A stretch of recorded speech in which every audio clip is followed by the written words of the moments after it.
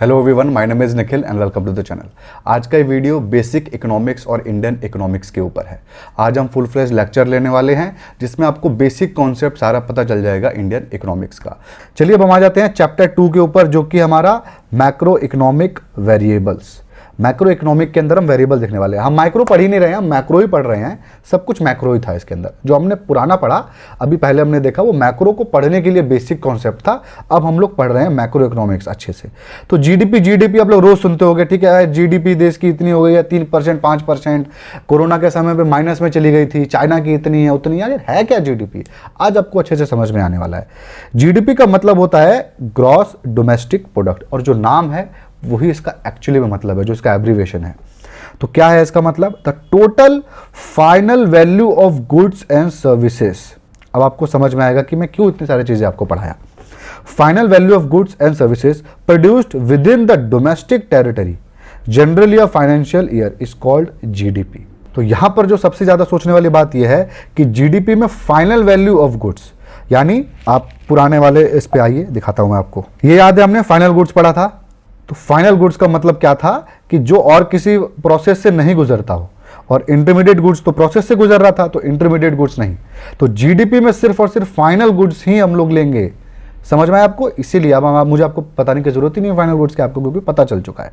तो the total final value of goods and services produced with in the domestic territory generally a financial year is called GDP. तो जो भी final goods और services हमारे देश में है, उन सबका जो टोटल समअप है वही जीडीपी है। तो आपको समझ में आया? बहुत सिंपल था। एक बार और बता देता हूं कि जो final value of goods and services है, फाइनल वैल्यू यानी आपका प्रॉफिट को मिला करके, प्रॉफिट को अलग करके नहीं, ठीक है, जो कि प्रोड्यूस्ड हुआ है हमारे देश की सीमा रेखा के अंदर, उसको हम लोग जीडीपी बोलेंगे।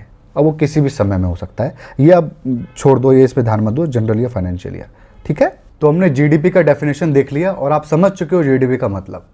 अब हम आते हैं जीडीपी के कैलकुलेशन के फॉर्मूले के ऊपर। आपने अक्सर सुना होगा कि नरेंद्र मोदी जी ने फॉर्मूला चेंज कर दिया, इसलिए जीडीपी देश की बढ़ गई। ऐसे कांग्रेस वाले इल्जाम लगाते रहते हैं। तो आखिर फॉर्मूला है क्या और कितने तरीके का है? तो टोटल जीडीपी को कैलकुलेट करने के 3 फॉर्मूले हैं, जिसमें से सबसे पहला फॉर्मूला हम लोग देखना शुरू करते हैं। आपके सामने है ये फॉर्मूले का नाम है द प्रोडक्ट और वैल्यू एडेड मेथड। ये जीडीपी के डेफिनेशन के सबसे करीब कैलकुलेशन करने का तरीका। इसके अलावा 2 हमारे और हैं, एक आपका एक्सपेंडिचर है और दूसरा इनकम है। सबसे पहले इसको हम देखते हैं, ठीक है। सबसे पहले टैक्स समझ लीजिए। We calculate the aggregate annual value of goods and services produced by all the firms in an economy, ठीक है। तो सेम है, जो आपको जीडीपी का डेफिनेशन था वो यहां पर एकदम सेम है। तो हमारे फाइनल जितने भी वैल्यू थे गुड्स और सर्विसेज के, उनको हम एग्रीगेट कर देते हैं तो हमारे जीडीपी की वैल्यू आ जाएगी। इसको अच्छे से समझते हैं एक एग्जाम्पल से। ये आपके सामने एक एग्जाम्पल है, मैं इसे नॉर्मल भाषा में समझाता हूँ। एक हम लोग लेके चलते हैं किसान जो गेहूं की खेती करता है, ठीक है, और एक है बेकर, एक बेकरी वाला है जो कि ब्रेड बनाता है। अब जब हम इकोनॉमिक्स को पढ़ते हैं ना, तो एक वर्ड हमेशा यूज होता है सिट्रिस पैरेबस।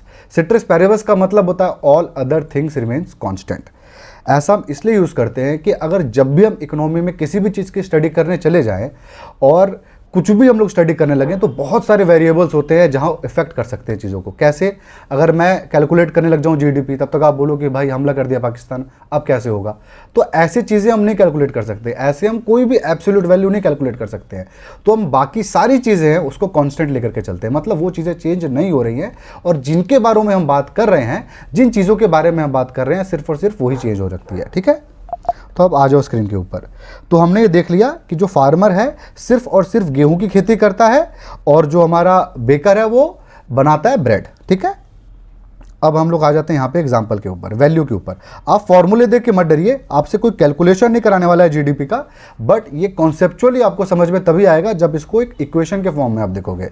और हाँ ठीक है, यहाँ पे आ जाते हैं। तो देखिए, फार्मर जो है वो 100 रुपये का गेहूं की पैदावार करता है, जिसमें वो 50 रुपये का गेहूं खुद यूज़ करता है और 50 रुपये का गेहूं उस बेकरी वाले को बेच देता है, ठीक है। तो 100 रुपये का टोटल व्हीट का प्रोड्यूस वो कर रहा है। अब बेकरी वाला क्या करता है? बेकरी 50 रुपये का गेहूं खरीदता है और उससे 200 रुपये का ब्रेड बना करके बेचता है। तो यहाँ पे वैल्यू एडिशन कितना किया उसने? 50 रुपये का गेहूं था, 150 रुपये का वैल्यू एडिशन किया। और एक तरीके से देखा जाए तो फार्मर ने सिर्फ और सिर्फ 50 रुपये का वैल्यू एडिशन किया जो कि उसने बेचा। बल्कि ऐसा नहीं है। अब चीज़ें हम लोग एक दूसरी नज़रिए से देखने वाले हैं। मैं इजीली आपको ये मैथमेटिकली कैलकुलेट करके बता सकता हूँ कि 200 रुपये ब्रेड है, 50 रुपये माइनस कर दो जो खरीदा था तो 150 हो गया। और ये 100 कैसे हो गया? क्योंकि उसने 50 रुपये का जो गेहूँ खुद खाया वो कहीं ना कहीं से तो खरीदता, तो 50 रुपये वो और 50 का बेचा तो 100 रुपये हो गए। जबकि ऐसा नहीं है, आपको दूसरे एंगल से समझना पड़ेगा, जीडीपी के डेफिनेशन के थ्रू समझना पड़ेगा ताकि आपका कॉन्सेप्ट क्लियर हो। और जो आपके क्वेश्चंस आते हैं ना, जिसमें ऑप्शन आपको चूज करना पड़ता है कि 1 2 3 में से कौन करेक्ट है या फिर 1 और 2 में से कौन करेक्ट है, उसके अंदर जो आंसर्स बहुत पास होते हैं, तो जिसका कॉन्सेप्ट अच्छा होगा वो ही उसको क्लियर कर पाएगा। तो अब ध्यान से देखिए यहाँ पर क्या हो रहा है। सबसे पहले आपको ये समझ के चलना है कि किसान को खेती करने वक्त हम ये मान के चल रहे हैं कि सिर्फ और सिर्फ शारीरिक श्रम लग रहा है उसका, यानी सिर्फ और सिर्फ फिजिकल लेबर लग रहा है। ये यहाँ पर लिखा हुआ है, assume that the farmer who produces wheat do not require any output other than physical labour, sorry any input. मतलब पैसे नहीं लग रहे, सिर्फ और सिर्फ फिजिकल लेबर लग रहा है। सिट्रस पैरिबस है यहाँ पे भी कि बाकी चीज़ें कांस्टेंट रहें, तब हम इसकी इकोनॉमिक्स को समझ पाएंगे जीडीपी की। ठीक है, तो आपको समझ में आ गया कि यहाँ पे जो किसान है वो सिर्फ यही कर रहा है। और ब्रेड बनाने वक्त भी जो बेकरी वाला है उसका गेहूं के अलावा और कुछ भी यूज़ नहीं हो रहा। ठीक है, और बाकी चीज़ों में उसका 1 रुपया नहीं खर्च हो रहा, सिर्फ और सिर्फ गेहूं से ही वो बना दे रहा है। ये भी यहाँ पर लिखा हुआ है यहाँ पे। ठीक है, ये चीज़ आपको समझ में आ गई। अब हम लोग दूसरे नज़र से देखते हैं। जीडीपी के फॉर्मूले में क्या हमने देखा था कि जो भी फाइनल गुड्स था, याद करिए मैंने आपको फाइनल गुड्स पढ़ाया हुआ है। ठीक है, आपने देखा होगा इंटरमीडिएट गुड्स और फाइनल गुड्स। तो जीडीपी में हम फाइनल गुड्स को ऐड करते हैं, ना कि इंटरमीडिएट गुड्स को ऐड करते हैं। अब आते हैं हम इसकी इक्वेशन के ऊपर, अब अच्छे से समझेंगे। मैं स्क्रीन से हट जाता हूं। अब आप देखो यहाँ पे 200 रुपए का यहाँ पे टोटल बेकरी वाले ने बेचा, तो वैल्यू एडिशन उसने सिर्फ और सिर्फ 150 रुपए का इसलिए किया क्योंकि वो सामान जो 50 रुपए का था वो इंटरमीडिएट गुड्स था, और जीडीपी की कैलकुलेशन में इंटरमीडिएट गुड्स का तो यूज ही नहीं करते। तो सिर्फ और सिर्फ 150 रुपया जो इसके अंदर है वो ही फाइनल गुड्स है, इंटरमीडिएट गुड्स हम इसमें माइनस कर चुके हैं। तो किसान वाले के अंदर क्या होगा? किसान 100 रुपए का टोटल गेहूं पैदा कर रहा है, 50 रुपए का खुद खा रहा है। याद है, कंजप्शन भी जीडीपी का पार्ट है। हम याद है हाउस होल्ड वाला पढ़े थे, यहीं पर वो यूज हो रहा है। हाउस होल्ड का इंपॉर्टेंस आप समझ रहे हो? एक किसान जो गेहूं खरीद के खुद खा रहा है, मतलब सॉरी गेहूं पैदा करके खुद खा रहा है, वो खरीद के भी खाता, भूखा तो नहीं मरता। तो 50 रुपए का गेहूं अगर वो खरीदता या फिर खुद का बना करके खाया, वो कंजप्शन का पार्ट है हमारे जीडीपी का। तो आपको समझ में आया कि कंजप्शन का पार्ट होने की वजह से वो फाइनल गुड्स है, वो इंटरमीडिएट गुड्स नहीं है, फाइनल गुड्स है जो कि कंज्यूमर यूज कर रहा है। ठीक है, उसके अंदर कोई बदलाव, कोई चेंजेस की जरूरत नहीं है। तो इसी वजह से ये 50 रुपये भी हमारा फाइनल गुड्स हुआ और जीडीपी में इंक्लूड हुआ, और ये 50 रुपये जो वो बेचा वो उसका फाइनल गुड्स था। ठीक है, वो नेक्स्ट प्रोसेस का इंटरमीडिएट गुड्स था तो वो माइनस करेगा, इसका ये फाइनल गुड्स है। ये आपको समझना है, ये काफ़ी कॉन्सेप्चुअल चीज़ थी। तो इस वजह से 250 की वैल्यू आ गई, तो 250 हमारा जीडीपी हो गया। समझ में आया? इस तरीके से कैलकुलेट करना होता है। यहां पर देखो आप, value addition does not depend on whether the farmer is selling the wheat in the market और कंज्यूमिंग हिमसेल्फ। ये चीज यहां पे लिखित में लिखी गई है। Value addition is basically the value price that somebody's work will fetch in the market and it does not, sorry it also includes profit. Profit का इसके अंदर कोई लेना देना नहीं होता है कि प्रॉफिट हटा दे। वैल्यू एडिशन के अंदर प्रॉफिट भी आता है, कॉस्ट भी आता है, सब कुछ आता है। ठीक है, बस इंटरमीडिएट गुड्स नहीं आते हैं। होता क्या है ना, अगर आप इंटरमीडिएट गुड्स भी मान लो ऐड कर देते तो यहां पे हमारी वैल्यू 300 हो जाती है। तो सोचिए जीडीपी हमारी गलत हो गई। गलत कैसे हो गई हमारे जीडीपी? गलत इस वजह से हो गई हमारे जीडीपी क्योंकि यहां पर हमने 50 रुपए का जो किसान ने बेचा ब्रेड वाले को, और फिर जो ब्रेड वाले का भी हम टोटल हम 200 ऐड कर ले तो 50 रुपए 2 बार ऐड हो गया, एक बार किसान की तरफ भी और यहां पे भी। तो जीडीपी की वैल्यू हमारी खराब हो गई। इसीलिए हम इंटरमीडिएट गुड्स को नहीं रखते हैं, सिर्फ और सिर्फ फाइनल गुड्स को रखते हैं। तो ये आपको समझ में आ गया। नेक्स्ट पेज पे देख लेते हैं। हाँ, तो ये चीज़ और आपकी एक्सप्लेन करके लिखी गई है। Out of ₹100 wheat produced by the farmer only 50 wheat consumed by the farmer which is final good. ये लिखा हुआ है यहाँ पे, और यही सारी चीज़ें यहाँ पे लिखी हुई हैं। And GDP takes the final value of goods and services produce in the market. इनके ऊपर बहुत सारे क्वेश्चन आपके बन सकते हैं। किस तरीके के? जिसके अंदर आपके पास ऑप्शंस होंगे और सबसे ज़्यादा करेक्ट ऑप्शन आपको चूज करना पड़ेगा, या फिर कई मल्टीपल करेक्ट ऑप्शन होंगे वो भी आपको चूज करने पड़ सकते हैं। ठीक है, तो ये हमने देख लिया वैल्यू एडेड मेथड। अब हम आते हैं नेक्स्ट मेथड के ऊपर, जो कि है एक्सपेंडिचर मेथड। एक्सपेंडिचर का जो मतलब होता है वो होता है हमारा एक्सपेंस, कि हमारा कहाँ कितना खर्चा हो रहा है। जैसे आपसे कोई पूछे कि भाई आपकी गाड़ी के तेल का आपका एक्सपेंडिचर क्या है, तो आप बोलोगे 2,000 रुपये। 2,000 रुपये खर्च होता है मेरी गाड़ी के तेल में। तो ये एक्सपेंडिचर का मतलब है। और एक्सपेंडिचर मेथड में हम एक्सपेंडिचर के एग्रीगेट को कैलकुलेट करके जीडीपी निकालते हैं। आप इसको इस तरीके से लेके चलो कि आपके जितने भी सेक्टर्स थे ना, उन सबके अगर हम खर्चे जोड़ लें तो भी तो हम कैलकुलेट कर सकते हैं हमारा जीडीपी। समझ रहे हो आप? जैसे आप अपने हाउस होल्ड में घर के अंदर जितने भी खर्चे हैं उसको अगर आप जोड़ लो तो वही आपका जीडीपी हो गया घर का। समझ में आ रहा है आपको? आइए देखते हैं। तो ये जो हमारा एक्सपेंडिचर है, देखिए यहाँ पे साफ साफ इसके डेफिनेशन में भी लिखा हुआ है, if we add the expenditure done by these 4 sectors. याद है ना ये सेक्टर्स आपके? हाउस होल्ड सेक्टर जो कि one of the most important में से एक था। उसके बाद गवर्नमेंट सेक्टर, प्राइवेट सेक्टर और एक्सटर्नल सेक्टर। एक्सटर्नल सेक्टर यहाँ पे क्यों इंक्लूड कर रहे हैं? एक्सटर्नल आपको याद है ना, इंपोर्ट एक्सपोर्ट वाला था, वो यहाँ क्यों कर रहे हैं उसको मैं आपको बताता हूँ।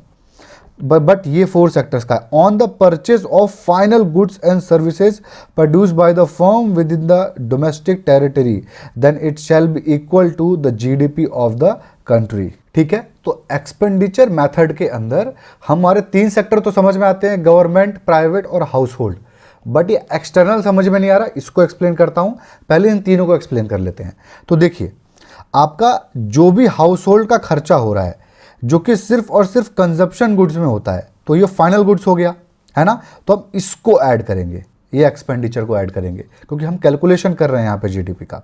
वैसे जो प्राइवेट सेक्टर होता है ये सिर्फ और सिर्फ कैपिटल गुड्स और इन्वेस्टमेंट में हमारा खर्च करता है। मतलब जो भी हम कंपनी कॉर्पोरेट्स को देखें वो ज़्यादातर पैसे कहाँ लगाता है? किसी बिल्डिंग को ले लेता है, बिल्डिंग बनाता है, मशीनरीज के अंदर, टूल्स के अंदर, तो ऐसे खर्च करता है वो। ऐसे एक्सपेंडिचर्स होते हैं उसके जो कि लंबे समय तक उसको फायदा देते हैं, 4 साल, 5 साल, 10 साल, 20 साल।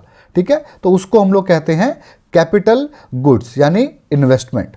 और इन्वेस्टमेंट के अलावा कुछ वहाँ पे कंज्यूमेबल गुड्स भी होते हैं, एम्प्लॉयज़ के लिए या फिर और भी चीज़ों के लिए, अपने गेस्ट के लिए, क्लाइंट्स के लिए। ठीक है, गवर्नमेंट सेक्टर जो है, गवर्नमेंट सेक्टर के अंदर both capital and consumption goods का ऐड होता है। मतलब कि सरकार ऐसे भी जगह खर्च करती है जहाँ पे कैपिटल गुड्स, मतलब कि हो सकता है ब्रिज बना दे, रोड बना दे, जैसे नितिन गडकरी रोड बनाते रहते हैं, तो वो आपका कैपिटल एक्सपेंडिचर हो गया सरकार का।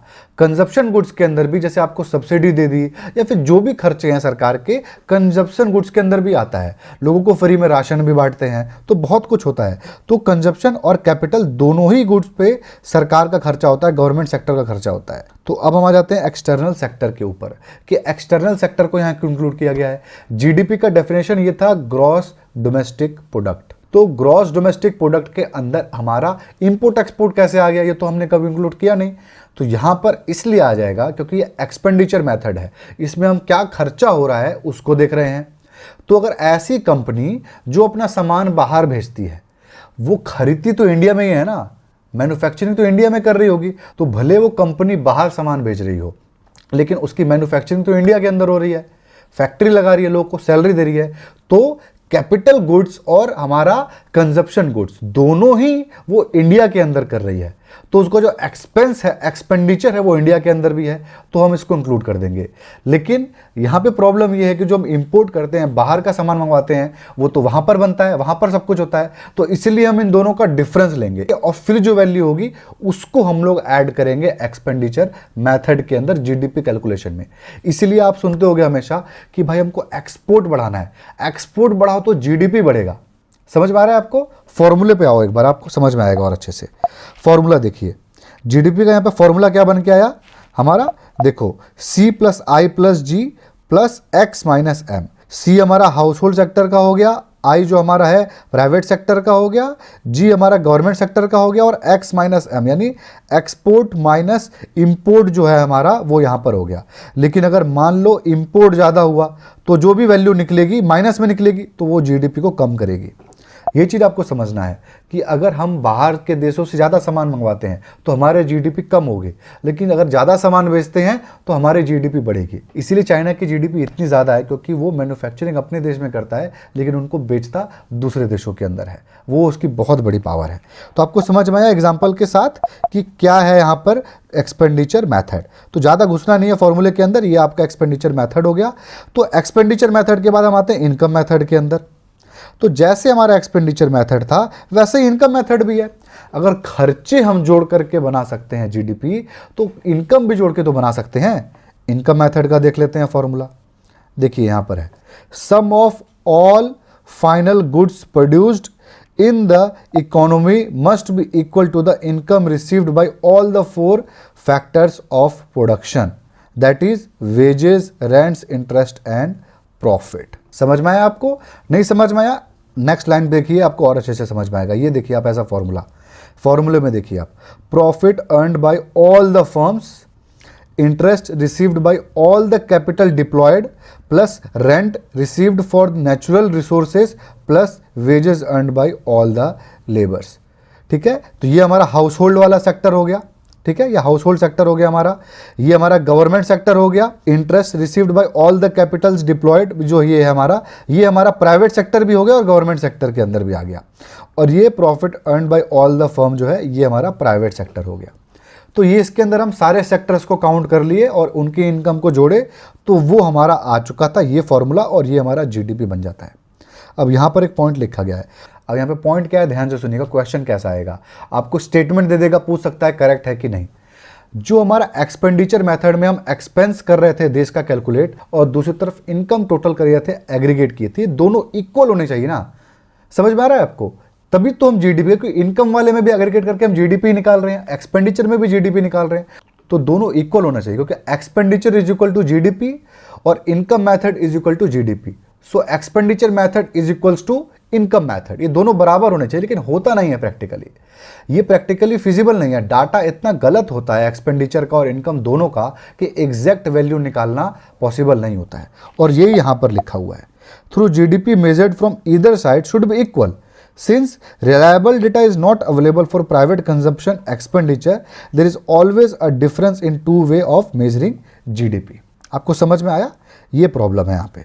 तो ये हो गया हमारा जीडीपी हमने देख लिया, 3 मेथड देख लिया, जीडीपी आपको समझ में भी आ गया होगा। तो इस वीडियो को, जो कि पार्ट 1 था हमारा बेसिक इकोनॉमिक्स का, इसको हम अभी खत्म करते हैं। इस वीडियो में क्या था, बेसिक पार्ट थोड़ा ज्यादा था, इस वजह से वीडियो काफी लंबा हो गया। 2 घंटे का वीडियो अपलोड करूंगा तो कोई देखेगा नहीं, इस वजह से इसको जितना भी हुआ है, इसको अपलोड करने के बाद 3 से 4 घंटे के अंदर भी, क्लास अभी कंटिन्यू ही कर रहा हूं मैं, आपको पढ़ा ही रहा हूं यहाँ पे, लेकिन अपलोड एक और वीडियो में करूंगा, ताकि आपको 2 घंटा ना मिले, 1-1 घंटे का 2 सेशन मिल जाए। तो पहले 3 चैप्टर का 2 वीडियो आएगा, उसके बाद के जो चैप्टर्स हैं, बेसिक कॉन्सेप्ट आपको पता होगा तो वो जल्दी खत्म हो जाएंगे।